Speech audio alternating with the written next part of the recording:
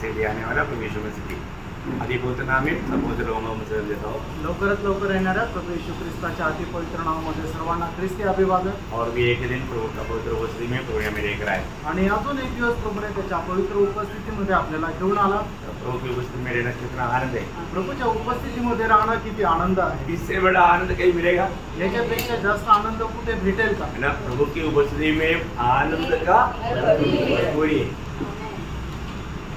बहुत बड़ी बात है आणि खूप मोठी गोष्ट आहे। इससे बढ़कर के एक आनंद भक्तों के लिए और कहीं आणि याच्यापेक्षा मोठा आनंद भक्ता करता दूसरा काहीच नाही। यदि हम प्रभु की उपस्थिति के आनंद को नहीं चख पाया, नहीं अनुभव कर पाया तो बहुत दुख की बात आणि प्रभूच्या उपस्थितीचा आनंद जर आपण अनुभव नाही करू शकलो तो खूप दुःखदायक आहे। है ना। कई बार कई लोग मतलब दुनिया की बातों में खुशी मनाने की प्रयास करता है आणि पुष्कळ वेळा पुष्कळ लोक जगाच्या गोष्टीमध्ये आनंद करायचा प्रयत्न करतात, लेकिन वो देख करके प्रभु का दिल को बहुत दुख होता है आणि ते पाहून प्रभूच्या हृदयाला खूप दुःख होतं और भक्तों का दिल में भी होता है। आणि भक्ताच्या मनाला पण होतं। आपको मालूम है जब पौलुस फिलिपियों का पत्र जब लिखता है तो मतलब 4:4 में गाता है आणि फिलिपकराचं पत्र 4 अध्याय त्याच्या 4 वचनामध्ये प्रेषित पौल अशा प्रकारे म्हणतो, प्रभु में सदा आनंद करो आणि प्रभूमध्ये निरंतर आनंद करा। हमारा आनंद प्रभु में होना चाहिए। आपला आनंद प्रभूमध्ये राहायला पाहिजे। प्रभु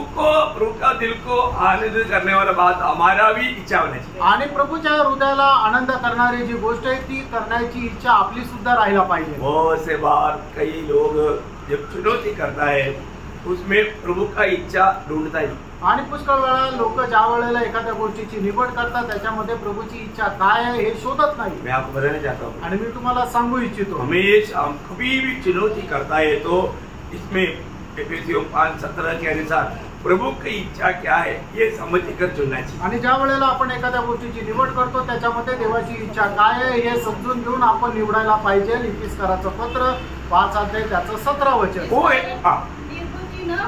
देखा निर्बुद्धि मतलब निर्बुद्धि लोग अपनी मनमानी में चुनौती करता आणि जे निर्बुद्ध आहे ते आपल्या मनमर्जीप्रमाणे निवड करतात। सच्चा ध्यान से समझो कि प्रभु की इच्छा क्या है। ध्यान से समझना प्रभु की इच्छा क्या है आणि लक्ष देऊन समजून घ्या की प्रभूची इच्छा काय आहे। हर रोज हमें एक चुनौती का वक्त आता है आणि दर वेळेला आपल्याला एक निवडीची वेळ येते, है ना। आज शाम को मुझे मीटिंग में जाना है कि नहीं जाना, आणि आज संध्याकाळी मला मीटिंगला जायचंय का नाही जायचंय, है ना। मतलब वो लोग उसके अनुसार प्रोग्राम तैयार करते आणि त्याच्या अनुसार लोक आपला कार्यक्रम तयार करतात। उसको जाने की इच्छा रहता उसके अनुसार वो समय एडजस्ट करके चलता आणि ज्याला जायची इच्छा राहते तो वेळेच्या अनुसार त्याप्रमाणे सगळं काही नियोजन करतो। ये सारे बातों का असर आनंददाम में है आणि या सगळ्या गोष्टीचं जे पारितोषिक आहे किंवा त्याचं प्रतिफळ आहे ते सार्वकालिक जीवनात आहे। हम दुनिया के लोगों के जैसा नहीं सोचना चाहिए, नहीं चुनना चाहिए। आणि जगाच्या लोकांप्रमाणे आपण विचार करून एखाद्या गोष्टीची निवड नाही करायची। हम प्रभु के लिए अलग किया वो लोग हैं आणि प्रभु करता वेगळे केलेले लोक आहोत। मतलब हमें कितना भी नुकसान नहीं होने आणि कितीही नुकसान होऊ द्या। आज मैं मेरे स्नेह को छोड़ने के लिए जब जेल रोड की तरफ गया आणि आज सकाळी स्नेहाला सोडण्याकरता ज्या वेळेला जेल रोडला गेलो तब मैं उनको बताया आणि त्यावेळेला मी तिला सांगितलं मेरे सामने एक बड़ा चुनौती है आणि माझ्याकडे एक मोठी माझ्या समोर एक मोठी निवड आली। क्या है कि मतलब हमारा एसीआर जो भरता है मेरे एसीआर सामने लेकर के ऑफिसर बोलता है तो बोल हमारा बात मानेगा या तुम मतलब सच्चाई को सामने लेगा। आणि माझं जे वार्षिक अप्रेझल आहे ते अप्रेझल माझ्या समोर ठेवलं गेलं आणि माझा जो साहेब आहे त्याने मला सांगितलं मी जे सांगशील ते तू करशील का तू ज्या मार्गावर चालतोय त्याच मार्गाने चालशील मला सांग। मैं गलत बातों को कभी भी मानेगा। आणि मग त्यावेळेला मी अशा प्रकारे म्हटलं की चुकीच्या गोष्टी मी कधीही स्वीकारणार नाही। घूस लेना चुंगी लेना ये सब गलत काम है वो बिल्कुल नहीं माने। आणि लाच घेणं लाच देणं एकदम चूक आहे पाप आहे ते मी करणार नाही। तो बोला है कि सब लोग करता है आणि मग त्यावेळेला साहेब बोलले की ते सगळेच लोक तसं करतात तो अकेला क्या करेगा आणि तू एकटा काय करशील। मतलब मेरे अपने ऊपर ऐसा दोष आने नहीं है आणि अशा प्रकारे माझ्यावर कुठला दोष येण्याचं मी येऊ देणार नाही। तो फिर वो बोलते हैं कि ऐसे है तो तेरा प्रमोशन रुक जाएगा आणि असं जर आहे तर मग तुझी पद उन्नती थांबून जाईल, तेरा बहुत बड़ा नुकसान हो जाएगा आणि तुझं खूप मोठं नुकसान होईल. मैं बोला मैं एक मसीह व्यक्ति है, मैं कभी भी गलत काम में साथ नहीं दे सकता. आणि मी एक ख्रिस्ती व्यक्ती, मी चुकीच्या कामामध्ये कधीही साथ देणार नाही. मेरे सामने उसने लिख दिया आणि त्यांनी माझ्या समोर माझं जे अप्रेझल आहे ते भरलं. उसने बोला कि narrow minded religious view then we cannot recommendation for further promotion. आणि संकुचित मनाचा एक धार्मिक असा एक विचाराचा माणूस आहे, याला पद उन्नती द्यायची काही गरज नाही. हमारा उसने साइन कर दिया मेरे सामने आणि माझ्या समोर असं लिहून त्यांनी सही केली. अभी तक मेरा एक कॉपी मेरे पास है आणि त्याची एक प्रत अजून माझ्याकडे आहे. मेरे को बहुत आनंद हो गया. आणि याच्यामध्ये मला खूप आनंद मेरे झाला. को दुख नहीं हुआ मला दुःख नाही झालं, क्योंकि स्वर्ग में मुझे प्रमोशन मिला. कारण स्वर्गामध्ये माझी पद उन्नती झाली. स्वर्ग में मेरा भंडार में और भी बड़ा इनाम का मैं हकदार बना. आणि स्वर्गामध्ये मला खूप मोठं पारितोषिक मिळण्याकरता मला ते पात्रता मिळाली. अगर मैं दुनिया के लाभ के लिए उनकी बात अगर मान लेता, मुझे प्रमोशन भी मिल जाता, मैं और दुनियादारी में भी मदद मिल जाता. आणि जगाचा फायदा मिळण्याकरता मी जर त्यांचं ऐकलं असतं तर मला प्रमोशन पण मिळालं असतं आणि जगाचा फायदा पण मिळाला असता. मला उसके बाद मेरा जूनियर्स प्रमोट हो गया. आणि त्याच्यानंतर जे माझे ज्युनियर होते ते माझ्या पुढे गेले. लेकिन मुझे उसी रैंक में रहना पड़ा. आणि मला त्याच पदावर राहावं लागलं. लेकिन मैं बहुत आनंदित था. आणि मी खूप आनंदी होतो, प्रभु की योजना कारण ती प्रभूची योजना होती. हमारे जीवन में जैसे मोशे के जीवन में चुनौती आया. आणि मोशेच्या जीवनामध्ये निवड आली. चुनौती क्या था? आणि ती निवड काय होती? नित्य फरवो होकर के वो राज कर सकता है. आणि पुढचा फारो होऊन तो राज्य करू शकत होता. लेकिन अगर वो उसको चाहेगा तो परमेश्वर का नियमों को तोड़ना पड़ेगा. आणि मग त्याला जर फारो व्हायची इच्छा त्याने केली तर मग देवाचे नियम जे आहेत त्याचं उल्लंघन त्याला करावं लागला.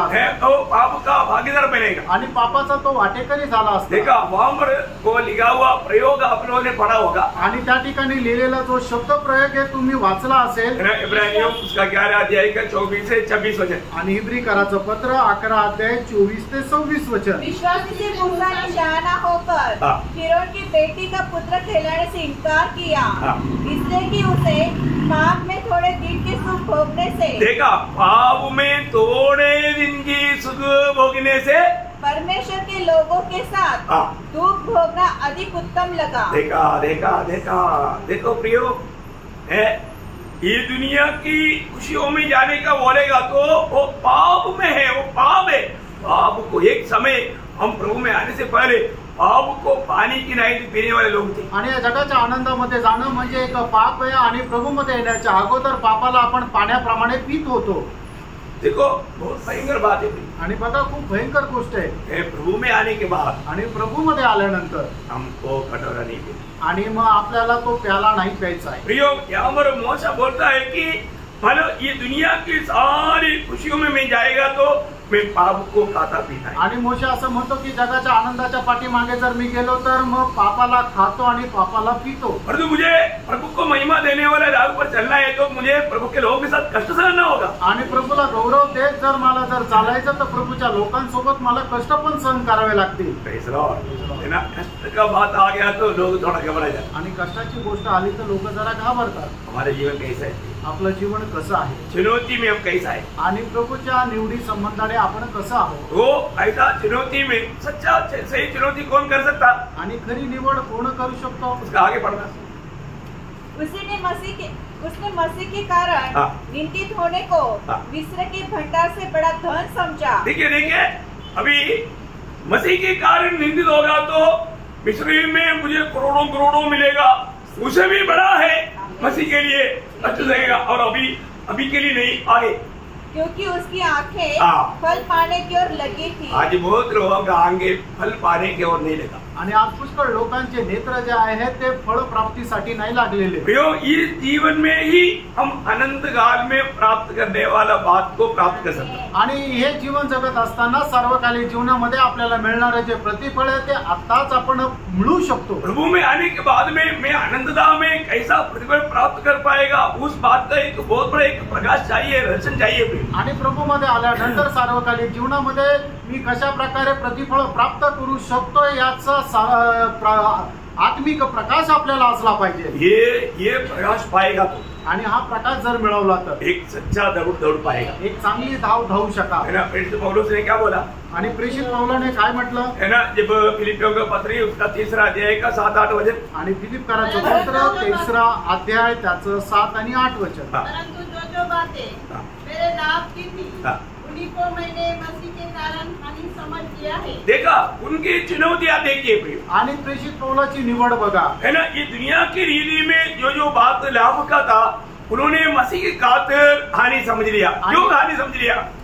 आणि जगामध्ये त्याला ज्या काय फायद्याच्या गोष्टी होत्या ख्रिस्त प्रित्यार्थ त्याने नुकसान असं समजलं। त्याने तसं का समजलं? कारण मैं अपने प्रभु मसीह यीशु की पहचान की उत्तमता के कारण, वो बात है, प्रभु यीशु मसीह की पहचान की उत्तमता की कारण, आणि प्रभू येशू ख्रिस्ताच्या ओळखीच्या उत्तमतेमुळे। बहुत बड़ा एक शब्द है प्रिय, आणि खूप मोठा हे एक शब्द आहे। प्रभु यीशु मसीह की पहचान जिसको मिलेगा, मैं आपको बोलता हूँ उसको ये दुनिया का कुछ भी बात है वो सब कूड़ा कचरा लेंगे। आणि जो कोणी प्रभू येशू ख्रिस्ताला चांगल्या प्रकारे ओळखायला लागतो त्याच्या करता जग आणि जगाच्या गोष्टी जो आहे त्या केर कचरा होता। उसको कुछ भी त्यागने के लिए कोई दिक्कत नहीं, आणि मग त्याच्यानंतर कुठल्याही गोष्टीचा त्याग करण्याकरता त्याला काही अडचण नाही। तो आज हमारे जीवन में जब चुनौती आता है, आणि आज आपल्या जीवनामध्ये ज्या वेळेला निवड येते, है ना, हम लोग कई बार हम लोग अपने स्वार्थता में निर्णय लेता है, आणि पुष्कळ वेळा आपण आपल्या स्वार्थीपणामध्ये निर्णय घेतो, इसलिए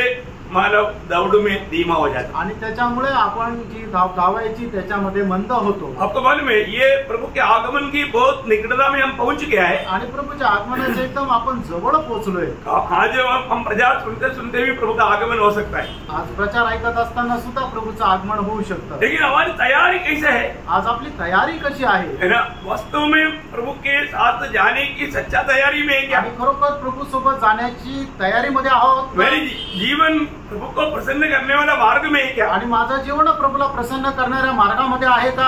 हमारे दिल क्या गवाही देता, आणि आपलं हृदय आपल्याला काय साक्ष देतं? सचमुच में आज प्रभु आ गया तो मैं प्रभु के साथ मिलने के लिए तैयारी में है करके कितने लोग गवाही दे पाएंगे? आणि खरोखर आज जर प्रभू आला तर मी प्रभू सोबत जाईल असं किती लोक साक्ष देऊ शकतील? हमारे में ऐसे एक गवाही चाहिए, अशी एक साक्ष आपल्यामध्ये पाहिजे। आज आपको मालूम है प्रभु ने बोला विश्वास पाएगा क्या? मतलब प्रभु जब आएगा तो बहुत थोड़ा लोग है जो जीवन लेने वालों में रूपांतर होकर उड़ा ले जाने वाले, आणि खूप कमी लोक आहेत की ज्या वेळेला प्रभूचं आगमन होईल त्या वेळेला रूपांतरित होऊन प्रभू सोबत जाणाऱ्या लोकांची संख्या खूप कमी आहे। म्हणूनच प्रभू येशू ख्रिस्ताने म्हटलं ज्या वेळेला मनुष्याचा पुत्र पृथ्वीवर येईल त्या वेळेला त्याला विश्वास मिळेल का? लूका 18:8 में लिखा, मैं सबको वचन पढ़ाना नहीं चाहता आपको बात, आणि लूक 18 अध्याय त्याच्या 8 वचनामध्ये लिहिले, मतलब प्रभु की मनुष्य पुत्र की आगमन में विश्वास पाएगा क्या? आणि मनुष्य पुत्राच्या आगमनाच्या वेळेला विश्वास आढळेल का? विश्वास त्याग हो चुका प्रिय, आणि विश्वास त्याग झालाय। आज बहुत लोग मतलब संगति में, कई लोग संगति में आने का बात देखेगा तो दुख हो जाता, आणि पुष्कळ लोक ज्या वेळेला संगतीमध्ये येताना पाहूनच दुःख होतं, वो एक सच्चा तैयारी में नहीं है, अनेक खऱ्या तयारीसह नाहीये, और उनका उत्साह बहुत मतलब नष्ट हो गया, आणि त्यांचा उत्साह जो आहे तो एकदम नष्ट झाला। ये क्यों हुआ मालूम है? आणि हे का झालं माहिती का? है ना, आज कितना तारीख है? आज किती तारीख आहे? 14 तारीख। 14 तारीख का 14 अध्याय का 14 वचन पढ़ना, 14 तारीख का 14 अध्याय मीन्स आज नीति वचन 14 अध्याय उसका 14 वचन पढ़ना।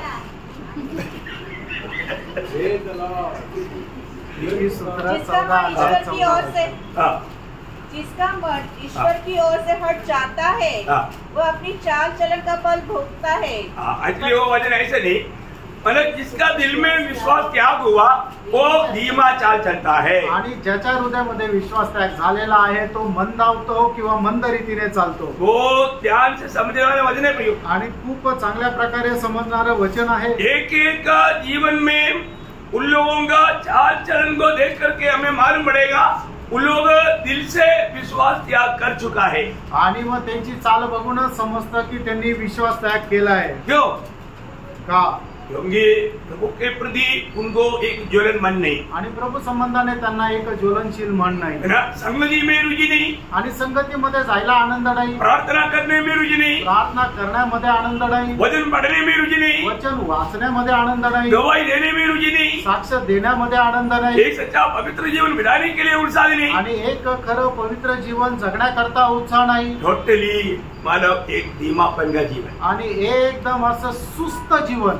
हमें अपने जीवन को परखना है. आणि प्रियांनो, आपण आपलं जीवन पारखायचंय. सचमुच में प्रभु की दृष्टि में मेरी आत्मिक अवस्था कहाँ पर है, आणि खरोखर प्रभूच्या दृष्टीने माझी आत्मिक अवस्था कुठे आहे, मैं वास्तव में आनंदी है क्या, आणि खरोखर मी आनंदी आहे का, प्रभु मुझ में आनंदी है क्या, आणि प्रभू माझ्यामध्ये आनंदी आहे का, ये बात को परखना भी. या गोष्टीला पारखा. देखो, किसी को भी सच्चाई बोलेगा तो बहुत लोगों को अच्छा भी नहीं लगता, आणि पुष्कळ लोकांना जर सत्य सांगितलं तर त्यांना नाही आवडत है.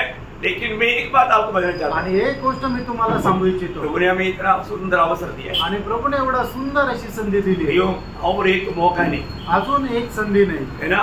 वो जो प्रभु यीशु मसीह के साथ मानो दो चोर था, आणि प्रभू येशू ख्रिस्ताच्या उजवीकडे आणि डावीकडे दोन चोर होते, है ना.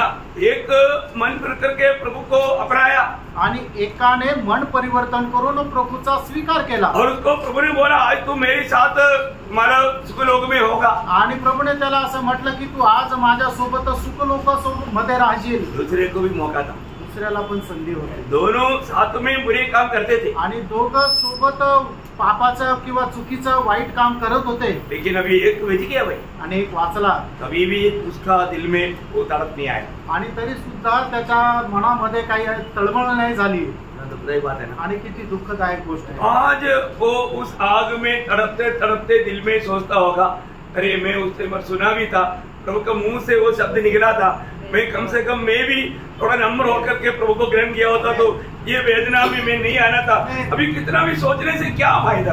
आणि तो आगीमध्ये तळमळ त्या गोष्टीचा विचार करत असेल की हो, मी सुद्धा ऐकलं होतं आणि माझ्या सोबती आहे त्याने सुद्धा प्रभूचा स्वीकार केला आणि आज तो त्या सुख लोकांमध्ये आहे. जर मी सुद्धा त्या वेळेला त्याचं ऐकून मन परिवर्तन केलं असतं तर मला या यातना भोगण्याची गरज नसती पडली. पण प्रियानो, आता काय उपयोग. एक बात फिर से याद रहने चाहता हूँ, एक गोष्ट पुन्हा आठवण करून देतो. आज मेरा जीवन एक विजयी मसीह जीवन है क्या, आज माझं जीवन एक विजय ख्रिस्ती जीवन आहे का.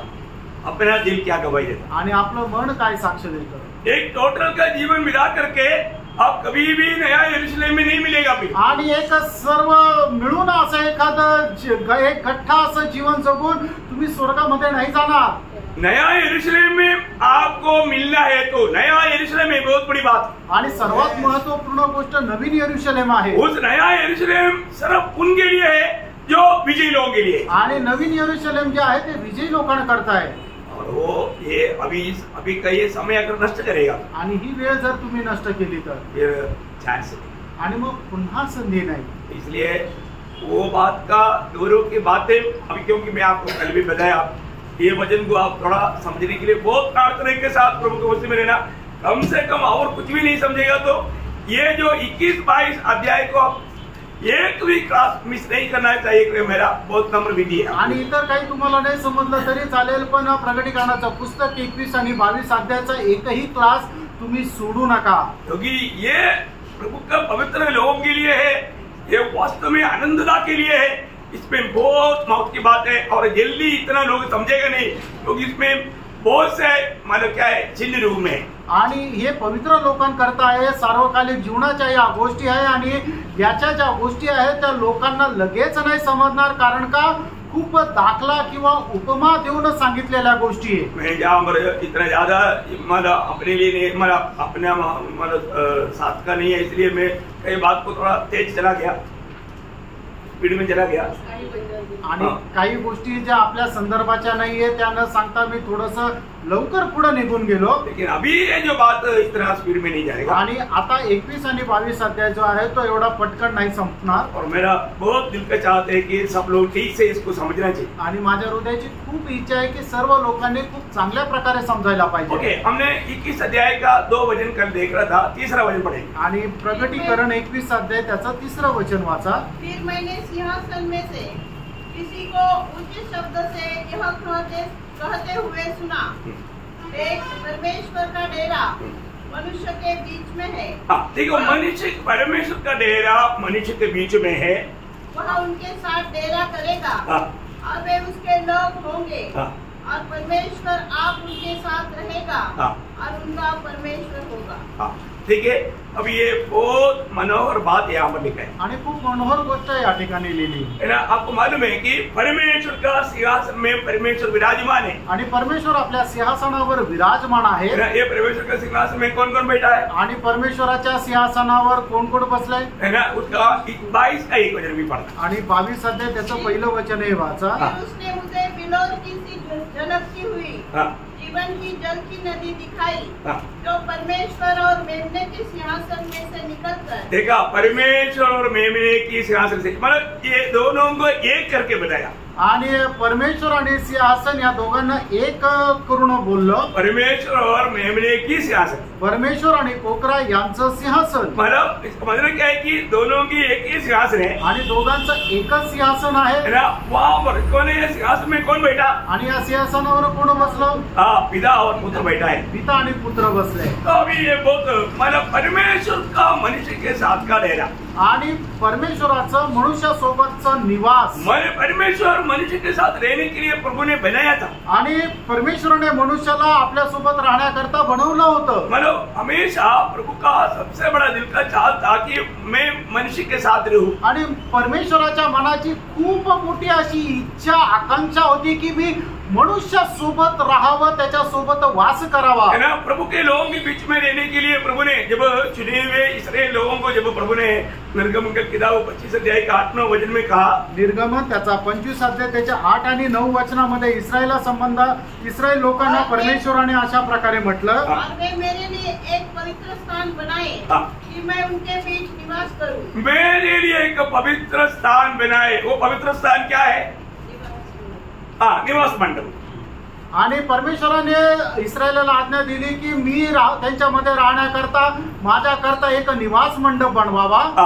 जो कुछ मैं तुझे दिखाता हूँ अर्थात निवास स्थान और उसके सब सामान का नमूना उसी के अनुसार तुम लोग उसे बनाना। इसका मतलब प्रभु ने उनको एक नमूना, मतलब मोशे को एक नमूना दिखाया, वो नमूना के अनुसार ही बनाना था। आणि परमेश्वराने मोशेला एक नमुना दाखवला, त्या नमुन्याप्रमाणेच तो निवास मंडप बनवायचा होता। मतलब ये निवास मंडप क्या है आणि याचा अर्थ हा निवास मंडप काय आहे? वो एक परमानेंट नहीं, आणि मग ते एकदम स्थायी असं ठिकाण नाहीये। वो निकाल कर ले जाते थे आणि ते उचलून घेऊन जात असे ना। मतलब प्रभु अपने लोगों के बीच में रहने के लिए, उनको रहने के लिए ये निवास मंडप बनाया गया। आणि परमेश्वर आपल्या लोकांच्या मध्ये वास करण्याकरता हा निवास मंडप बनवण्याकरता सांगितलं होतं। प्रभु को हमेशा अपने लोगों के बीच में रहना बहुत अच्छा लगा आणि नेहमी परमेश्वराला आपल्या लोकांमध्ये राहणं आवडतं। ये बात हम बहुत बार बाइबल में देखते हैं आणि ही गोष्ट पुष्कळ ठिकाणी बायबल मध्ये पाहतो। लेवी व्यवस्था उसका 26 अध्याय का 11 वचन,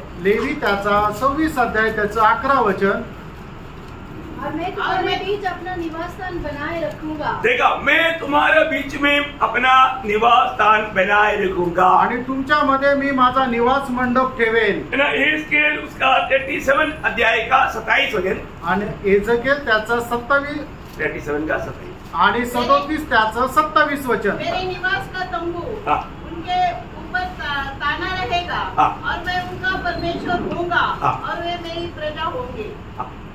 खत्म हो गया। जब मेरा पवित्र स्थान उनके बीच सदा के लिए रहेगा तब सब जातियां जान लेगी कि मैं यहोवा इस्राएल का पवित्र करने वाला हूँ। 27 के शुरू में मेरे निवास का तंबू उनके ऊपर ताना रहेगा। मतलब बोलने का मतलब क्या है कि मैं उनके बीच में रहूंगा। तो बोलने का अर्थ कोई परिभाषा में ठीक से नहीं आया, कोई बात नहीं। मतलब प्रभु हमेशा अपने लोगों के बीच में रहना चाहता है आणि प्रभु नेहमी आपल्या लोकांच्या मध्ये राहायची इच्छा धरतो। और परमेश्वर स्वयं रहने वाला परमेश्वर का मला सच्चा तंबू यीशु मसीह था। आणि परमेश्वराचा खरा जो निवास मंडप होता तो प्रभु यीशु ख्रिस्त होता। तो यीशु मसीह जब दुनिया में आकर रहने के समय में वहाँ पर यूहन्ना 1:14 वचन आपको सबको याद है। आणि योहान त्याचा पहिला अध्याय त्याचं 14 वचन तुम्हाला सर्वांना ठाऊक आहे। वचन देहधारी हुआ आणि वचन देहधारी झालं परिपूर्ण होकर हमारे बीच में डेरा किया. हमारे बीच में डेरा किया. आणि मग ते वचन देहधारी होऊन आपल्यामध्ये त्याने वास केला. तो वो डेरा किया, मतलब वो उस तंबू में रहा. आणि तो त्या तंबू मध्ये राहिला. और प्रभु बोलता है, आणि प्रभू असं म्हणतो, मेरे चुने हुए लोग मेरे प्रति कौन रहेगा? आणि माझ्या निवडलेल्या लोकांच्या प्रति काय राहील? वो मेरे लोग रहेगा. आणि ते माझे लोक राहतील. मैं उनका परमेश्वर रहूंगा. आणि मी त्यांचा परमेश्वर राहील. तुमका वचन और वायदा है. आणि काय परमेश्वराचं वचन आहे ना, बहुत बड़ी बात है. खूप मोठी गोष्ट आहे ना. अभी ये सब इस्राएल को कहा हुआ शब्द है. आणि हे सर्व इस्रायलाला सांगितलेलं वचन आहे. यिर्मयाह उसका 24 अध्याय का 7 वचन. यिर्मयाह 24 अध्याय 7 वचन.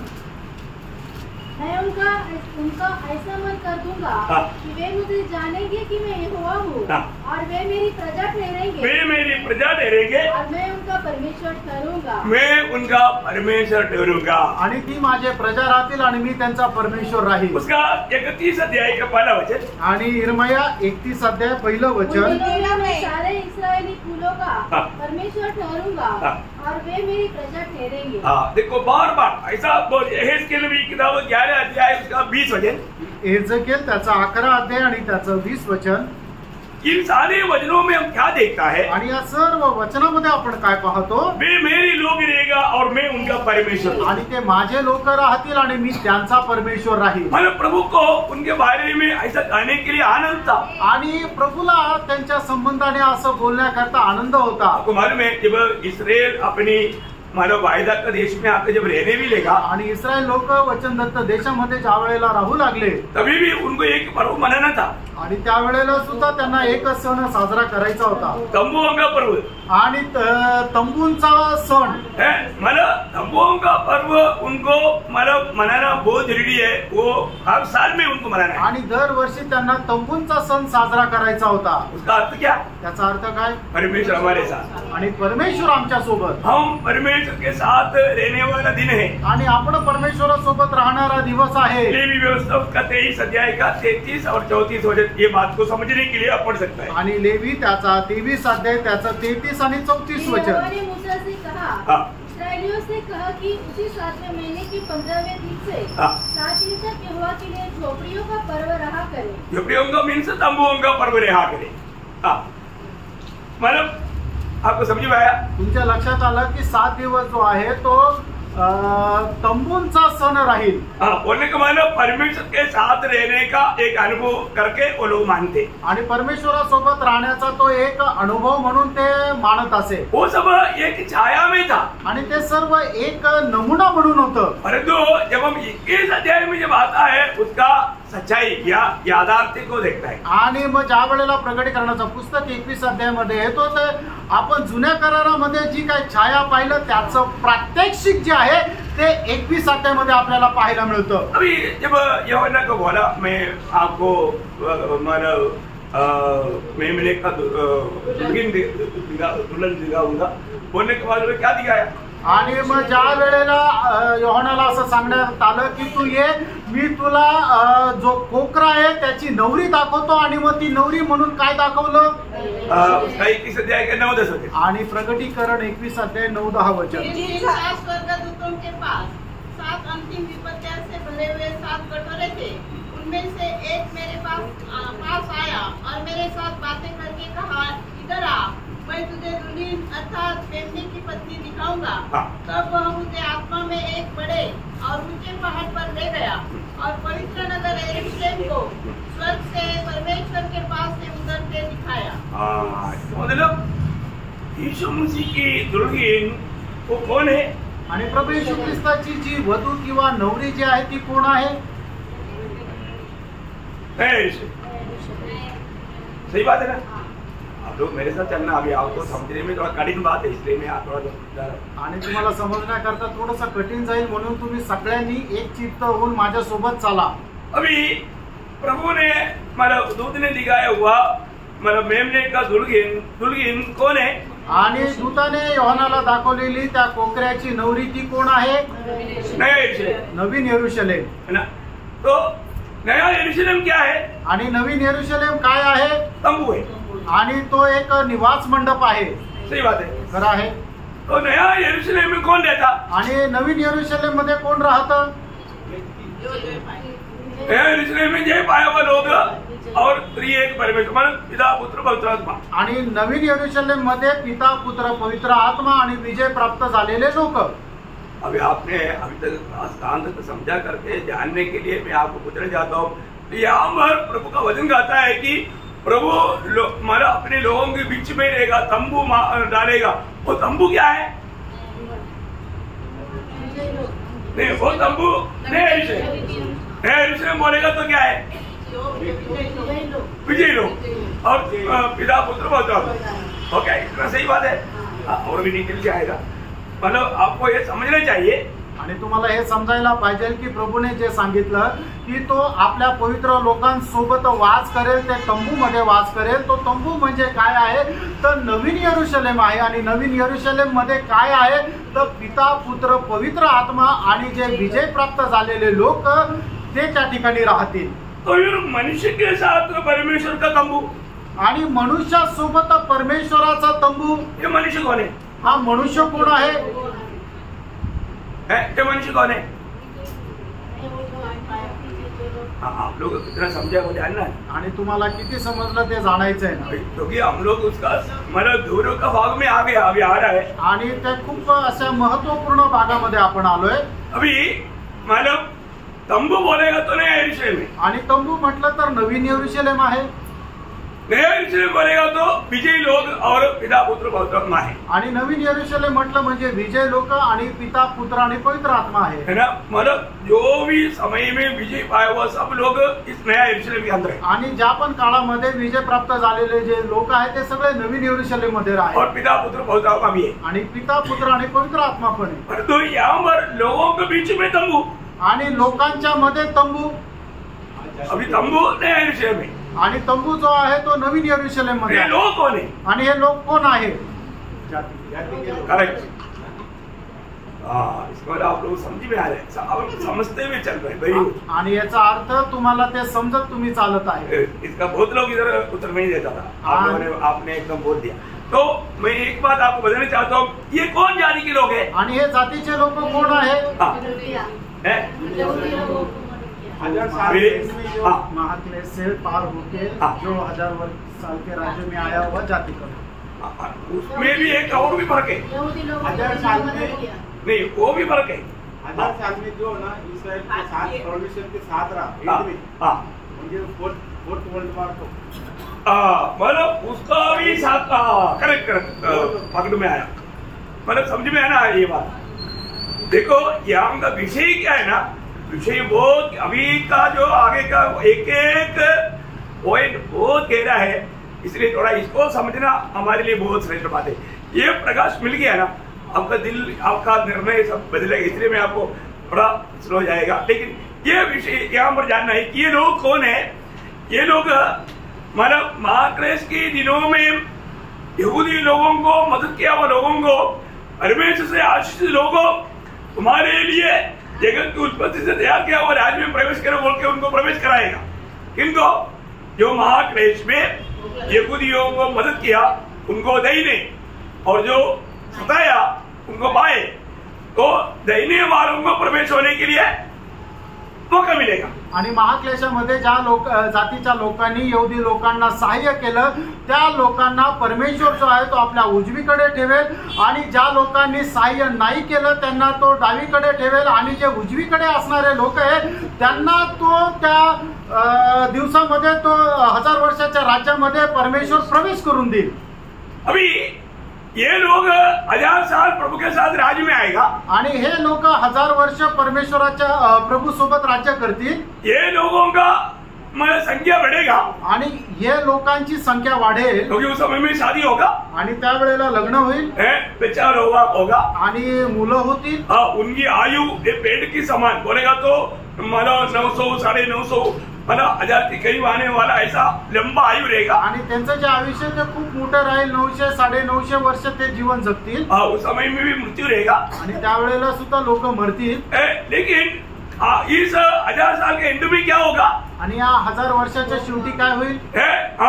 थोड़ी समय के लिए शैतान को छोड़ देगा आणि थोड्या वेळा करता सैतानाला पुन्हा सोडण्यात येईल. शैतान इन लोगों की जाति के लोगों को भरमाएगा आणि सैतान जे आहे ते जातीच्या लोकांना मग पुन्हा भुरळ घालेल. वो बहुत बड़ा एक भीड़ को भरमा करके प्रभु के खिलाफ लड़ाई के लिए आएगा आणि खूप मोठ्या एक जनसंख्येला आपल्या बाजूने करून परमेश्वराच्या विरोधात युद्ध करायला तयार करेल. प्रभु के मुंह से निकलने वाला तलवार से वो लोग खत्म किया जाएगा आणि प्रभूच्या तोंडातून निघालेल्या तलवारीच्या द्वारे त्यांचा नाश होईल. और शैतान को हमेशा का नरक में डाला जाएगा. आणि मग त्याच्यानंतर सैतानाला निरंतर करता नरकामध्ये टाकण्यात येईल. लेकिन अभी भी आणि तरी सुद्धा कुछ जाति की लोग बचाएगा आणि काही जातीचे लोक वाचल्या जातील. वो लोग है ये लोग आणि ते हे लोक आहेत. मतलब सारे जो जाति के लोग भरमाए नहीं जाएगा आणि सर्व जातीचे लोक जे आहेत ते त्यांना भुरळ नाही होणार, ते सैतानाच्या अधीन नाही जाणार.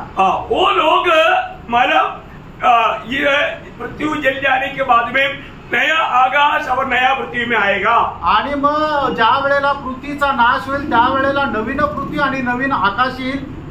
उसमें मतलब उनकी संख्या बढ़ते रहेगा. उस समय में मृत्यू नहीं है. आणि मग त्या वेळेला मृत्यू नाही, म्हणजे जे सनातन युगामध्ये मृत्यू नाहीये. वो बात भी मला याद रखना. आणि ही गोष्ट सुद्धा लक्षात घ्या की मनुष्याचं जे मरण आहे ते फक्त 1000 वर्षाच्या राज्यामध्ये, 1000 वर्षाचं राज्य संपल्यानंतर नवीन आकाश नवीन पृथ्वीमध्ये मग कोणाचा मृत्यू राहणार नाही. इतना क्लियर हो गया? अभी आगे का हर एक बात, क्योंकि ऐसे बात तो बहुत लोगों को कई बार समझाएगा तो भी इतना समझेगा नहीं. आणि असं जे आहे ते लोकांना किती समजून सांगितलं तरी समजणार नाही. तो अभी उसका 4 वचन पढ़ना, 21 का 4 वचन. प्रकटीकरण 21 अध्याय त्याचं 4 वचन वाचा. वह उनकी आंखों से सब आंसू को डालेगा. देखिए यहाँ पर प्रभु उनकी आंसू पोंछ डालेगा करके जो बताया, उसका एक्चुअली 2 अर्थ है. आणि प्रभू त्यांचे अश्रू पुसून टाकेल त्याचे 2 अर्थ आहे. एक हमने इससे पहले भी आपको याद होगा, महाक्लेश में से आया हुआ लोगों के प्रति एक प्रयोग वहां पर लिखा है. आणि महाक्लेशामधून आलेल्या लोकांसंबंधाने एक शब्द प्रयोग आहे. क्या है वो? 7 अध्याय, मतलब प्रकाशित वाक्य 7 अध्याय का 13 से 17 पद. आणि प्रकटीकरण त्याचा 7 अध्याय 13 ते 17 वचन. एक ने मुझसे कहा, ये श्वेत वस्त्र पहने हुए कौन है और कहाँ से आए हैं? मैंने उससे कहा, हे स्वामी तू ही जानता है. उसने मुझसे कहा, ये वे है जो उस महाक्लेश में से निकलकर आए हैं. इन्होंने अपने अपने वस्त्र मेमने के लहू में धोकर श्वेत किए हैं. इसी कारण वे परमेश्वर के सिंहासन के सामने हैं और उसके मंदिर में दिन रात उसकी सेवा करते हैं. और जो सिंहासन पर बैठा है वह उनके ऊपर अपना तंबू तानेगा. वे फिर भूखे और प्यासे न होंगे और न उन पर धूप न उन पर तपन पड़ेगी, क्योंकि मेमना जो सिंहासन के बीच में है उनकी रखवाली करेगा और उन्हें जीवन रूपी जल के सोतों के पास ले जाया करेगा. और परमेश्वर उनकी आंखों से सब आंसू पोंछ डालेगा. ठीक है, अब ये संभव महाक्लेश में से प्रभु के लिए रिक्त साक्षी तो होकर के स्वर्ग में पहुंचने वाला पवित्र लोगों का बात है. आणि हे जे अश्रू पुसण्याची गोष्ट जी आहे ते ज्यांनी महाक्लेशामध्ये 666 अंक न घेता प्रभू करता जे रक्तसाक्षी झाले असे लोक जे स्वर्गामध्ये जातील त्यांच्या संबंधाने म्हटलेलं आहे. ये बात 1000 साल के राज्य में उनको फिर कभी भी दुख ये बात तो नहीं रहेगा. आणि मग 1000 वर्षाच्या राज्यामध्ये पुन्हा त्यांना दुःख किंवा असे अश्रू राहणार नाही. परंतु यहाँ पर जो बोला हुआ उसका ओरिजिनल अर्थ क्या है? आणि या ठिकाणी सांगितलेला त्याचा खरा अर्थ काय आहे कि मतलब इस नया आकाश और नया पृथ्वी में रहने वाला लोगों को आंसू दिलाने वाला या मतलब जो आंसू बहाने के लिए कारण बनने वाला शैतान और उनका दूतों को हमेशा के लिए नरक में डाल दिया. इसलिए हमेशा के लिए वो दुःख को हटा दिया। आणि मग या ठिकाणी जे अश्रू बद्दल जे सांगितलेलं आहे त्याचा खरा अर्थ असा आहे की त्यांना छळणारा जो सैतान आहे त्या सैतानाला आणि त्याच्या दूतांना निरंतर करता त्या नरकामध्ये टाकण्यात आलं आणि म्हणूनच त्यांना तो आनंद देण्यात आला आणि त्यांचे जे अश्रू होते ते कायमचे पुसून टाकण्यात आले। इसका मतलब क्या है कि अभी नया आकाश और नया पृथ्वी में किसी को आंसू नहीं है आणि नवीन आकाश नवीन पृथ्वीमध्ये कोणाला अश्रू नाही। वहां पर मतलब आंसू करवाने वाला शैतान दूतों को ऑलरेडी नरक में डाल चुका है आणि जो अश्रू देणारा होता सैतान आणि त्याचे दूत यांना नरकामध्ये टाकण्यात आलं। मतलब इसका आगे 5 वचन आणि त्याच्या पुढे 5वं वचन। वो सिंहासन पर बैठा था, उसने कहा देख मैं सब कुछ नया कर देता हूँ। फिर उसने कहा लिख ले, क्योंकि ये वचन विश्वास के योग्य और सत्य है। नहीं मृत्यु नहीं होगा काम रहे 4 में। अच्छा ओके आपका 4 में हमारा उसमें 5 में। ओके वो भी पढ़िएगा। वो डालेगा और इसके बाद मृत्यू न रहेगी। इसके बाद मृत्यू नहीं रहेगा आणि याच्यानंतर मरण राहणार नाही। प्रयोग क्या है? मृत्यू को सदा के लिए हटाएगा आणि मरण जे आहे ते निरंतर करता काढून टाकण्यात येईल। ये कितना अद्भुत प्रयोग है आणि हा किती सुंदर असा शब्द प्रयोग आहे। प्रयोग में एक बात आपको बताना चाहता हूँ आणि प्रियांनो एक गोष्ट मी तुम्हाला सांगू इच्छितो, मतलब आगे मतलब नया आकाश और नया मृत्यू के बाद आगे ना फिर मृत्यू के बाद सोचने का बात। आणि नवीन आकाश आणि नवीन पृथ्वीची गोष्ट आली ना तर मग मरणा संबंधाने विचार करण्याची गरज नाही। हमने जब प्रकाशित वाक्य 20 अध्याय का 14 वचन में पढ़ा था आणि प्रकटीकरण 20 अध्याय 14 वचनामध्ये आपण वाचलं होतं मृत्यु और अधोलोक को। देखिए ये है मतलब इतनी रहने के टाइम पर ये है हमारे लिए बहुत खतरनाक बात। अधोलोक, ये अधोलोक और मृत्यु को क्या किया? आग के जिल में डाल चुका है, खत्म हो गया वो। आणि हे मृत्यू आणि अधोलोक जे आहे ते अनंत काळच्या नरकामध्ये टाकण्यात आलं आणि आता ते संपलंय। बहुत बड़ी बात आणि खूप मोठी गोष्ट आहे। मतलब अभी मृत्यू का डर का सवाल ही नहीं। आणि मग आता मरणाला घाबरण्याचा प्रश्नच नाही। ये एक्चुअली ये संभव होने से पहले प्रभु ने हमें मृत्यू से बचा लिया ना। आणि हे संभव होण्याच्या अगोदर प्रभूने आपल्याला मरणापासून वाचवलं ना। क्योंकि मनुष्य का सबसे आखिरी दुश्मन करके मृत्यू को कहा गया। आणि मनुष्याचा शेवटला शत्रू जो नाश केला जाईल ते म्हणजे मृत्यू। जब पहला कोरिन्थी 15 अध्याय का 26 वचन, पहले कोरिन्थीकराचं पत्र 15 अध्याय 26 वचन। बहुत प्रार्थना के साथ बहुत ध्यान से सुनना, क्योंकि क्या है ना अभी जो आने वाला ये जो हर एक बात हमारे संबंध का बात है और बहुत गहरी बात है। आणि आता येणाऱ्या ज्या गोष्टी आहेत त्या सगळ्याच्या सगळ्या आपल्या संबंधाच्या आणि खूप गहन आहे। शायद पिछले क्लासों में मैंने आपको लिया नहीं, ये बिल्कुल एकदम गहरा प्रकाश है। आणि याच्या अगोदरच्या प्रकटीकरणाच्या क्लासमध्ये या गोष्टी नाही घेतल्या, एकदम नवीन अशा गहन गोष्टी आहे। इस पर जोर देगा आणि याच्यावर जोर द्या। आप लोग बहुत प्रार्थना करें। पढ़िए सबसे अंतिम बैरी जो नष्ट किया जाएगा वो मृत्यू है। देखा सबके सबसे अंतिम बैरी है वो मृत्यू। आणि शेवटला शत्रू जो नाश केला जाईल तो म्हणजे मृत्यू आहे। वो उसको अभी काम में डाल दिया आणि आता त्याला कुठे टाकलं? नरक में डाल दिया। त्याला नरकामध्ये टाकलं, उसको खत्म किया आणि त्याला मारून टाकलं। लेकिन हमारे संबंध में अनुभव कब शुरू हुआ? आणि आपल्या संबंधाने मरण नष्ट झाल्याचा अनुभव केव्हा सुरू झाला? जो भी सुसमाचार सुनकर विश्वास किया तब, आणि सुवार्थ ऐकून विश्वास केला तेव्हा। हमारे जीवन से मृत्यू को प्रभु ने कब दूर किया? आणि आपल्या जीवनापासून मृत्यू प्रभूने केव्हा दूर केला? दूसरा तिमोथी 1 अध्याय का 10 वचन। दुसरा तिमोथेला पत्र त्याचा 1 अध्याय त्याचं 10 वचन। पर अब हमारे उद्धारकर्ता मसीह यीशु के प्रकट होने के द्वारा प्रकाशित हुआ, जिसने मृत्यु का नाश किया और जीवन और अमरता को उस सुसमाचार के द्वारा प्रकाशमान कर। देखा सुसमाचार विश्वास किया वो लोगों को प्रभु ने क्या किया? जीवन और अमरता दे करके मृत्यू से पार करवाया। आणि ज्यांनी कोणी सुवार्थेवर विश्वास ठेवला त्यांना प्रभूने काय केलं की जीवन आणि अमरता देऊन मरण त्यांच्यापासून काढून टाकलं। देखो इसलिए मतलब हम लोग हमेशा चिल्लाने वाली एक बात, पहला कोरिन्थी 15 अध्याय का 54 वचन। आणि पहिले कोरिन्थीकराचं पत्र 15 अध्याय त्याचं 54 वचन। और जब ये नाशवान अविनाशी को पहन लेगा और ये मरणहार अमरता को पहन लेगा, तब वो वचन जो लिखा है पूरा हो जाएगा, जय ने मृत्यु को निगल लिया। हे मृत्यु तेरी जय कहाँ रही? हे मृत्यु तेरा डंक कहाँ रहा?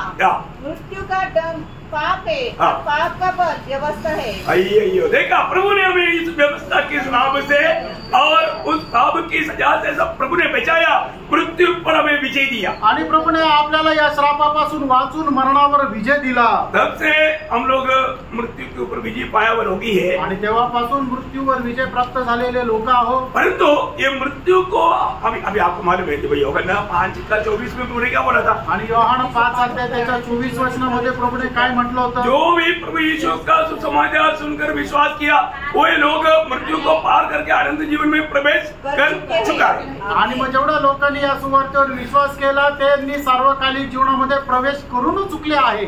मला करेगा नहीं आणि ते करतील असं नाही, कर चुका है आणि त्यांनी केलेलं आहे। तो वो लोग वास्तव में उन लोगों को अभी मृत्यू के डर में, आणि मग आता त्यांना मरणाची भीती नाही। सच्चा उद्धार पाया के व्यक्ति को आणि खरं तारण प्राप्त झालेल्या एका व्यक्तीला, मतलब प्रभु का आगमन देरी हुआ, हमको ये दुनिया में शरीर से अलग होना पड़ता, वो मृत्यु हम लोग समझता है वो एक सूजी से इंजेक्शन देने का दर्द भी नहीं।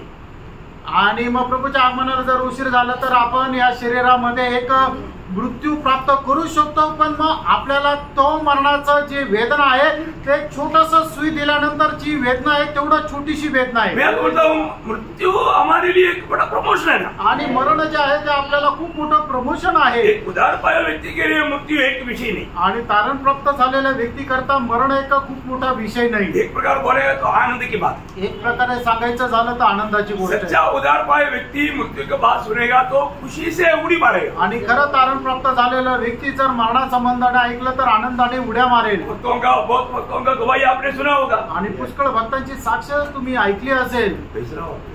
ये मृत्यू आणि हेच काय मरण, ये तो मेरा मुकुट धारण का दिन है, आणि हे तर माझा मुकुट धारणेचा दिवस आहे। देखा पाहिलं? आपको मालूम है करतार सिंह को डामा लोगों ने जो पकड़ा था, आणि करतार सिंग म्हणून एक प्रभूचे दास होते, त्यांना ज्या वेळेला पकडण्यात आलं तिबेटियन लोकांनी ज्या वेळेला पकडलं होतं, उनको चमड़ा से बांध करके धूप में डाला, आणि चामडं जे आहे ते चामडं ओलं करून त्या चामड्यामध्ये त्यांना बांधलं आणि मग उन्हामध्ये टाकलं। और वो जैसे सुकता है तो हट्टी तक टूटता है, आणि मग ज्या वेळेला जसं जसं चामडं उन्हामुळे ते सुकत जातं तसं तसं ते आकसत जातं, अंकुचित पावत जातं, आणि मग त्याच्यामुळे काय शरीराचे आपले जे हाड आहेत ते सुद्धा तुटून जातात। तब मुंह से तक खून आता, आणि तोंडातून पण रक्त येतं। तब उसने उनको एक पेपर और पेन मांगा, आणि त्या वेळेला त्यांनी एक पेपर आणि पेन मागितला। तब उन्होंने सोचा शायद अभी वो मला छोड़ने के लिए, विनती करने के लिए, लिखने के लिए होगा, आणि मग कदाचित त्यांना असं वाटलं की मला सोडून दे असं लिहून देण्याकरता विनंती करत असेल। उसने क्या लिखा मालूम? आणि त्यांनी काय लिहिलं माहितीये का? अगर मुझे इस रीति में 1000 जन्म मिलेगा तो भी इस रीति में मरने के लिए मैं तैयार हूं, आणि जर मला प्रभू करता मरण्याकरता असे 1000 जन्म मिले तरी मी अशा प्रकारे 1000 जन्म घेऊन अशा प्रकारे 1000 वेळा प्रभूसाठी मरेल। वो दुख में इतना तड़पते भी वो भक्त बोलता है ऐसे में 1000 बार भी ऐसे वेदना मुझे सहना पड़ेगा तो भी मैं मरने के लिए तैयार हूँ, आणि मला अशा प्रकारे प्रभूसाठी 1000 वेळा जरी वेदना सहन करावं लागल्या तरी मी तयार आहे। तो गवाही सुनना, आणि भक्ताची साक्ष ऐका। सच्चा भक्त आणि खरा भक्त, छोटे लोग बहुत है, आणि खोटे लोक खूप आहेत। छोटी छोटी बात में परिश्रम नहीं किया, ये नहीं किया, वो नहीं किया बोल के कंप्लेंट करते, कंप्लेंट करने वाला व्यक्ति प्रभु में है ही नहीं। आणि मग छोट्या छोट्या गोष्टीमध्ये ते तक्रार करतात की मला प्रेज लॉर्ड नाही केला, माझ्याशी नाही बोलले, असे जे तक्रार करणारे लोक आहेत ते प्रभू मध्ये नाहीये। मरा ही नहीं है, तुम्ही मेलेच नाहीये, रोज मरना प्रियो, आणि दररोज मरा। जो भी प्रभु की उपस्थिति में प्रभु का जो वाणी आता है वो वाणी पर बहुत गौर देना, आणि प्रभूच्या उपस्थितीमध्ये प्रभूची जी वाणी येते त्याच्याकडे खूप चांगलं लक्ष द्या। तो यहाँ पर क्या हुआ? आणि या ठिकाणी काय झालं? मृत्यू को हमेशा के लिए हटाया गया, आणि मरण जे आहे ते निरंतर करता बाजूला केलं गेलं। यशिया बोलता है, यशिया 25 अध्याय 8 वचन, आणि यशा त्याचा 25 अध्याय त्याचं 8 वचन, वो मृत्यु का सदा के लिए नाश करेगा। मृत्यू का सदा के लिए नाश करेगा करके यीशु मसीह जन्म होने से पहले, क्या ये सारे बात होने के लिए कम से कम 3700 साल पहले लिखा हुआ बात है। आणि या सर्व गोष्टी म्हणजे 3700 वर्ष अगोदर यशाने या ठिकाणी लिहून ठेवलेले आहे। 3700 क्यों बोला? 3700 वर्ष का म्हटलं? यीशु मसीह जन्म होने से 700 साल पहले वो जीवित था। आणि येशू ख्रिस्त जन्म होण्याच्या 700 वर्ष अगोदर या ठिकाणी यशा जिवंत होता। यीशु मसीह आकर के 2000 साल हो गया आणि येशू ख्रिस्त येऊन 2000 वर्ष झालं। और 1000 साल के बाद में मृत्यू को अनंत आग में डाला जाएगा। आणि 1000 वर्षात नंतर ते मरण जे आहे ते अनंत कालच्या अग्नीमध्ये टाकण्यात येईल। तो मेरा कॅल्क्युलेशन बरोबर आहे का? आणि माझं गणित बरोबर आहे ना? बिल्कुल। अपन मतलब ये जानना मृत्यु को सदा के लिए दूर करेगा, मन खत्म करेगा। आणि मृत्यू जो आहे ते निरंतर करता दूर केलं जाईल। फिर मृत्यू से पार हुआ हुआ लोगों का अनुभव क्या रहेगा? आणि जे मरणाला पार होतील त्यांचा अनुभव काय राहील? यशाया उसका 35 का 10 आणि यशा त्याचा 35 अध्याय त्याचं 10 वचन। यहोवा के छुड़ाए हुए लोग लौटकर जय जयकार करते हुए सिय्योन में आएंगे और उनके सिर पर सदा का आनंद होगा। देखा, सदा का आनंद रहेगा। आणि त्यांच्या डोक्यावर सनातन आनंद राहील। मतलब वो हमेशा आनंद रहेगा आणि निरंतर ते आनंदी राहतील। वो आनंद का एक छोटा प्रभाव उदार पाए लोगों के चेहरे में दिखना चाहिए। आणि तो आनंदाचा एक छोटासा प्रभाव तारण प्राप्त झालेल्या लोकांच्या चेहऱ्यावर दिसायला पाहिजे। सब लोग यहाँ पर उस चेहरे के साथ बैठेगा तो समझ में आया कि नहीं? ये लाइट का भी जरूरत नहीं पड़ेगा। आणि सगळे लोकांच्या चेहऱ्यावर तो आनंद असला तर लाईटची पण गरज नाही पडणार। सबका चेहरा चमकना चाहिए आणि सगळ्यांचा चेहरा तो चमकायला पाहिजे। धन्यवाद, प्रभूला धन्यवाद। तो उसका 51 का 11वीं पढ़ना। आणि यशाया त्याचं 51 अध्याय त्याचं 11 वचन आहे माझा। यहोवा के छुड़ाए हुए लोग लौटकर जय जयकार करते हुए सिय्योन में आएंगे और उनके सिर पर अनंत आनंद का गूंजता रहेगा। कौन सा क्या रहेगा? अनंत आनंद का आनंद आनंद आनंद सनातन आनंद गूंजता रहेगा। देखा, मतलब बुझने वाला है आणि मग आनंद नष्ट होणार आहे का? कभी नष्ट नहीं होने वाला। आणि कधी नष्ट न होणारा। क्या प्रयोग है? आणि काय प्रयोग आहे? आणि ये प्रभु का लोगों को मिलने वाला एक बड़ा अनुभव है। आणि प्रभूच्या लोकांना मिळणारा एक मोठा अनुभव आहे। आज लोग थोड़ी समय के आनंद के लिए कितना तकलीफ उठाता, आणि थोड्या वेळच्या आनंदाकरता लोक किती परिश्रम करतात। परंतु प्रियो उदार पाए वो हमेशा उस आनंद से मगन रहेगा। आणि तारण प्राप्त झालेले लोक नेहमी त्या अनंत आनंदामध्ये मग्न राहतील। 65 का 19 वचन, ये सब शब्द हमारे लिए लिखा है, इसलिए पढ़ना अच्छा बात। आणि यशाया 65 त्याचं 19। आप यरूशलेम के कारण मगन और अपनी प्रजा के हेतु हर्षित होगा।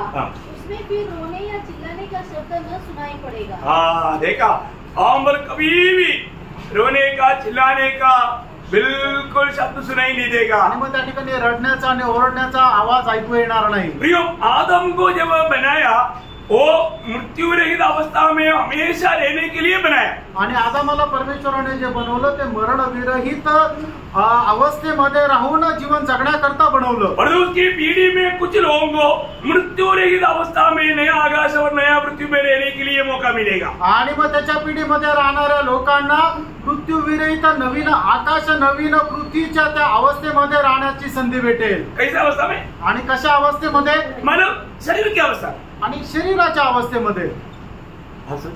आणि तुम्ही विचार करा, 1000 साल हो गया बोलेगा तो उसको कोई फर्क नहीं पड़ता। आणि 1000 वर्ष झाले म्हणून त्याला फरक नाही पडणार। 5000 हो गया तो, आणि 5000 वर्ष झाले तर, 50000 हो गया तो, आणि 50000 झाले तर कुछ फर्क नहीं पड़ता, काही फरक नाही पडणार। मरेगा नहीं, मरणार नाही, हड्डी कमजोर नहीं होगा, आणि हाडं त्यांचे दुर्बल नाही होणार, बच्चा पैदा होते रहेगा, आणि मुलं जन्म होत राहतील। एक एक परिवार का संख्या क्या रहेगा? आणि एक एक परिवारामध्ये संख्या काय राहील? अब सोचो, हमारा समझ में आने में थोड़ा बाहर की बात है तो, आणि आपल्या बुद्धीच्या पलीकडची गोष्ट आहे। अभी का ये अध्याय का पूरा बात भी समझने में थोड़ा कठिन है। आणि या अध्यायाच्या सगळ्याच गोष्टी समजणं म्हणजे सगळ्याच्या सगळ्या गोष्टी समजून घेणं हे जरा कठीण आहे। मी एक बात आपको बताऊं, आणि एक गोष्ट सांगू, उस आवाज मतलब नया आकाश और नया पृथ्वी का हमारे प्रति एक महान खूबी क्या है, या उधर रहने वाले लोगों का सबका खूबी क्या है, आणि नवीन आकाश नवीन पृथ्वीमध्ये राहणाऱ्या लोकांचं एक वैशिष्ट्य काय आहे. इब्रानी न्यूज का 12 अध्याय के 27 वचन आणि इब्रीकराचं पत्र त्याचा 12 अध्याय त्याचं 27 वचन. और यह वाक्य एक बार फिर इस बात को प्रकट करता है कि जो वस्तुएं हिलाई जाती है वे सृजी हुई वस्तुएं होने के कारण टल जाएगी, ताकि जो वस्तुएं हिलाई नहीं जाती वे अटल बनी रहेगी. बोलो अटल बने रहेगा.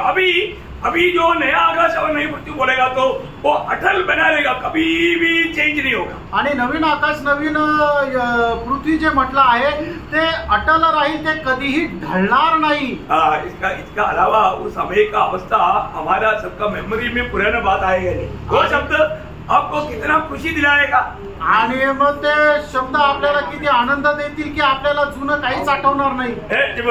कोणता वचन हो, यशाया 65 का 17 वचन. आणि यशा त्याचा 65 अध्याय त्याचं 17 वचन. ये पक्का आपका दिल में रहना, आणि हे तुमच्या हृदयामध्ये राहू द्या. क्योंकि देखो मैं नया आकाश और नई पृथ्वी उत्पन्न करता हूँ और पहली बातें स्मरण न रहेगी. देखा, पहली बातें स्मरण नहीं रहेगा और सोच विचार में भी न आएगी. देखा, सोच विचार में भी नहीं आएगा. आणि जुन्या ज्या गोष्टी आहेत त्या आपल्याला आठवणार नाही आणि आपल्या विचारामध्ये सुद्धा येणार नाही. आजकल काही लोक बिस्तरे में जाएगा तो क्या क्या सोचते रहता. आणि आजकाल लोक बिछाण्यावर गेल्यावर काय काय विचार करतात. अच्छा, मैं कल आपको बताया था ना, आणि काल तुम्हाला सांगितलं होतं ना, क्या बोला था, आप लोग बिस्तरे में जाने के लिए वचन पढ़ करके सोने के लिए जाना. किया कभी उधर का जाकर खाना खाते खाते भूल गया होगा, आणि घरी गेल्यानंतर जेवण करत करत विसरले असतील. यो आप घर का देखें, त्यानं तुम्ही करून पहा. आपका मतलब इतनी मनुष्य तुम्हें इतना सामर्थ्य है, आंतरिक मनुष्यामध्ये किती सामर्थ्य और आहे. बराबर प्रभु आपसे बात करते रहे. आणि प्रभू तुमच्याशी बोलत राहील. सच्ची बात है, आप थोड़ा एक्सपीरियंस करके देखो. आणि जरा अनुभव करून पहा. है ना, मैं कभी एखादा साल में एक बार करने वाला बात नहीं, मैं रोज करने वाला बात मैं आपको बता रहा हूँ. आणि वर्षातून एकदा मी करणारी गोष्ट नाही, मी दररोज करणार आहे. तो ये सारे बात प्रभु ने हमें पहले ही बताया. आणि या सर्व गोष्टी प्रभूने अगोदरच सांगितल्या. देखिए यशाया 42 अध्याय का 9 वचन. आणि यशा त्याचा 42 अध्याय त्याचं 9 वचन. देखो पहली बातें तो हो चुकी है, अब मैं नई बातें बताता हूँ. अभी मैं नई बातें बताता हूँ, उनके होने से पहले मैं तुमको सुनाता हूँ. हाँ, उनकी होने से पहले मैं तुमको सुनाता हूँ. आणि त्या नवीन गोष्टी मी तुम्हाला सांगतो, त्या होण्याच्या अगोदर मी तुम्हाला त्या सांगत आहे. नया बातें, नवीन गोष्टी. वास्तव में उसके साथ और भी एक वचन 43 का 19 भी पढ़िएगा, ये ऐसे संबंध में है. यशा 43 अध्याय 19 वचन.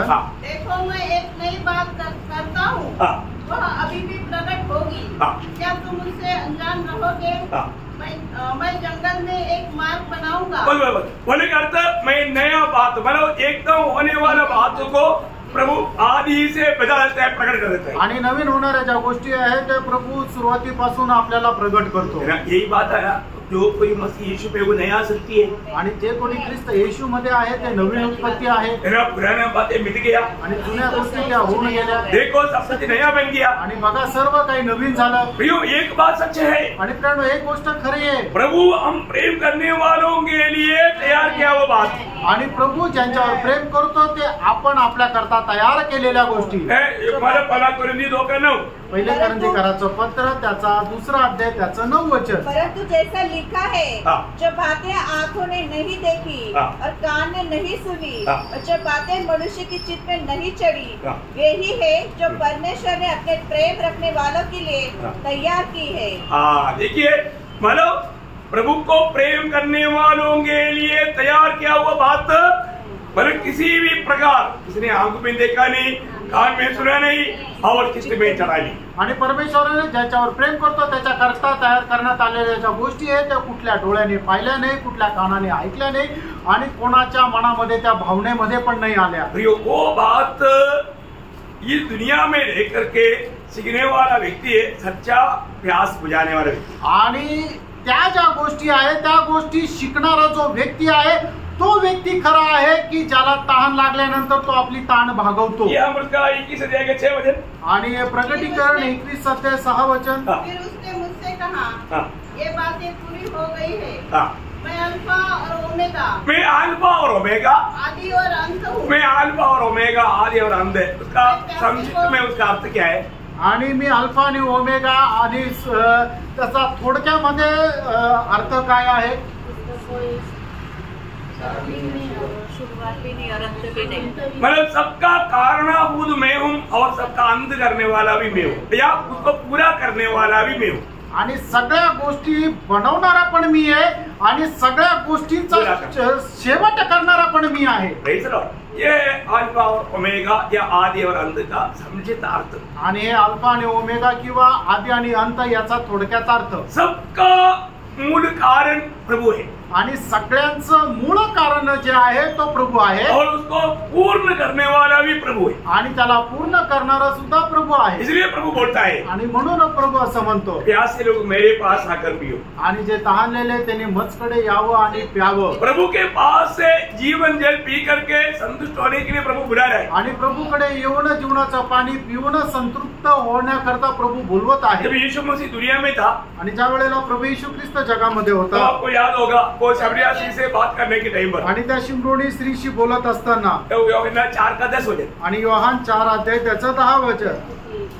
यीशु ने उत्तर दिया, यदि तू परमेश्वर के वरदान को जानती और यह भी जानती कि वह कौन है जो तुझसे कहता है मुझे पानी पिला, तो तू उससे मांगती और वह तुझे जीवन का जल देता। वो तुझे जीवन जल देता आणि तो तुला जीवनाचं पाणी दिला। प्रभु में क्या देता? आणि प्रभू आपल्याला काय देतो? जीवन जल। आणि जीवन जल देतो। ये बहुत बड़ी बात है आणि ही खूप मोठी गोष्ट आहे। जीवन जल पी करके आगे बढ़ने वाले लोग है मंडली, आणि जीवनाचं पाणी पिऊन पुढे जाणारे लोक आहे मंडळी। क्योंकि यूहन्ना 7 अध्याय का 38 वचन में, योहान 7 अध्याय 38 वचनामध्ये, वो मुझ पर विश्वास करेगा, ऐसा पवित्र शास्त्र में आया है, उसके हृदय में से जीवन की जल की नदियां बह निकलेंगी। देखा, उसका जीवन से जीवन का जल की नदियां निकलेगा आणि त्याच्या हृदयामधून जीवनाच्या पाण्याचे झरे उमटतील। ये जीवन का जल का नदी कहाँ से बहता? आणि जीवनाच्या पाण्याचे झरे आहे ते कुठून येतात? अभी हमने पढ़ा था ना 22 अध्याय का पहला वचन,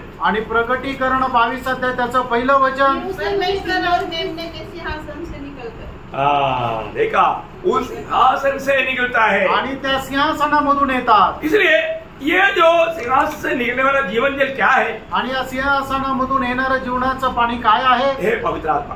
आणि ते आहे पवित्र आत्मा। पवित्र आत्मा बह रहा है आणि पवित्र आत्मा वाहत आहे जल के रूप में आणि पाण्याच्या रूपाने। इसलिए मंडली आखिर में कहने वाला शब्द आपको याद होगा, हमारा 22 अध्याय का 17 वचन, आणि प्रकटीकरण 22 अध्याय त्याचं 17 वचन, आत्मा और दुल्हन दोनों कहती है आ, और सुनने वाले भी कहे आ, जो प्यासा हो वह आए और जो कोई चाहे वह जीवन का जल से फेंक दे। देखा, आत्मा और दुल्हन, आत्मा आणि नवरी। देखिए कितना बड़ी बात है आणि किती मोठी गोष्ट आहे। मंडली सबको स्वागत करते हैं आणि मंडळी सगळ्यांचं स्वागत करते। आओ आकर के जीवन जल पियो आणि या आणि त्या जीवनाच्या पाण्यामधून प्या। श्रेष्ठ बात है आणि श्रेष्ठ गोष्ट आहे। कितने लोग ये जीवन जल पीता है आणि किती लोक हे जीवनाचं पाणी पिता। आज आप जब प्रभु की उपस्थिति में बैठा है आणि आज जर तुम्ही प्रभूच्या उपस्थितीमध्ये बसले आहे, वास्तव में आप क्या पी रहा है? अभी आप पीता भी है, खाता भी है, आणि तुम्ही पिता पण आणि खाता पण।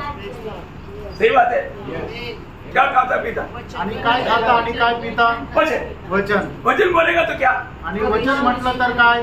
आत्मा और जीवन। आत्मा आणि जीवन। सही बात है ना? खरं आहे ना? वचन बोलेगा तो आत्मा और जीवन है। यूहन्ना 6 अध्याय का 63 वचन, आणि योहान 6 अध्याय त्याचं 63 वचन। जब भी आप वचन को सुनता है और उसको स्वीकारता है, आप वचन को खाता भी है और पीता भी है। आणि ज्या वेळेला वचन ऐकता आणि त्याचा स्वीकार करता त्या वेळेला तुम्ही वचन खाता पण आणि पिता पण। आपको इस बात में मतलब कितना प्यास होना चाहिए प्रियो, कितना भी प्यास होना चाहिए।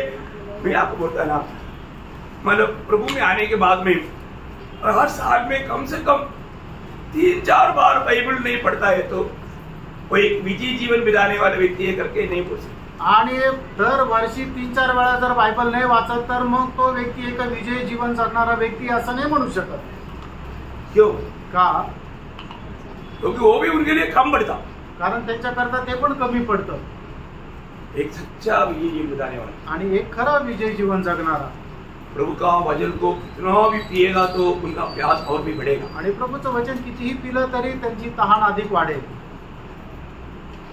अभी हम लोग विजयी लोग यरूशलेम में, नया यरूशलेम में मिलने वाले लोग और वो भी जानने जा रहे हैं. आणि नवीन यरूशलेम मध्ये मिळणारे जे लोक आहेत त्यांचं वैशिष्ट्य आपण बघायला जात आहोत.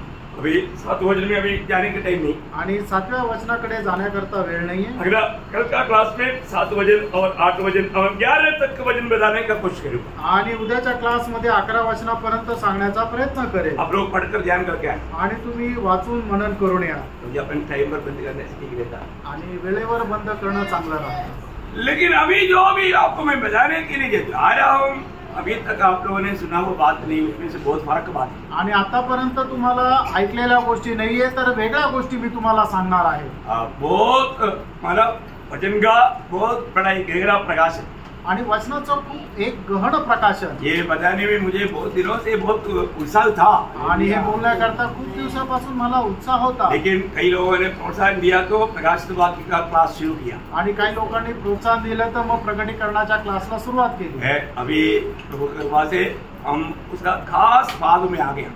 आणि प्रभूच्या कृपेने त्याच्या एकदम खास भागामध्ये आलो. आपको मालूम है जो उत्पत्ति 1-2 अध्याय को समझा आणि ज्याला उत्पत्तीचं पुस्तक 1 आणि 2 अध्याय समजला, उसका परिणाम, उसका जो फल जो आने वाला हमारा अध्याय है 21 और 22 आणि मग त्याचं फल रूपाने येणारा जो काय परिणाम आहे ते आहे प्रकटीकरण 21 आणि 22 और अध्याय. इसको सही रीति में जानना बहुत जरूरी आणि त्याला योग्य रीतीने जाणणं गरजेचं आहे. और उसमें आपको मालूम है प्रकाशित वाक्य का किताब का एक बड़ा खूबी बहुत से बात दृष्टांतों में लिखा हुआ है. आणि प्रकटीकरणाच्या पुस्तकाचं एक मोठं वैशिष्ट्य आहे की पुष्कळ गोष्टी एक नमुना म्हणून लिहिलेल्या आहेत. वो दृष्टांत में मतलब चिन्ह रूप में लिखे आणि चिन्ह रूपाने लिहिले आहे. तो इसलिए उसको उसका अर्थ सही रीति में जानना जरूरी बात है. आणि म्हणून त्याचा अर्थ योग्य रीतीने जाणणं गरजेचं आहे. तो आपको मैं बोलता हूँ बहुत प्रार्थना के साथ आना और जरूर थोड़ा जल्दी आना. चाहे हमको माना दुनिया का कई नुकसान भी होने दो, कोई बात नहीं, अपन फिनिशिंग टाइम में आ गया. आणि आपल्याला जगाचं नुकसान झालं तरी चालेल, पण आपण एकदम शेवटल्या त्या वेळेमध्ये आलोय. प्रार्थना के साथ आना, प्रार्थनेपूर्वक या और ऐसा भूख और प्यास के साथ आना. आणि एवढ्या तहान भुकेने या. प्रभु ये बात को आपको प्रकाशित करके देगा. आणि प्रभू या गोष्टी तुम्हाला प्रकाशित करून देईल. अगर आपको ये प्रकाश मिल गया ना, आणि तुम्हाला हे जर प्रकाशन मिळालं ना, मुझे लगता है कि आपका जीवन बहुत भयानक रीति में बदले. आणि तुमचं जीवन भयंकर रीतीने बदलेल. बदलना ही चाहिए. बदलायलाच पाहिजे. प्रभु जरूर बदलेगा. आणि प्रभू बदलेल. प्रभु इन वचनों के द्वारा आप सबको आशीष दे. आणि प्रभू या वचनाच्या द्वारे तुमच्या सगळ्यांना आशीर्वाद देवो. प्रभु को महिमा दे. प्रभूला गौरव मिळो. आमीन. आमीन.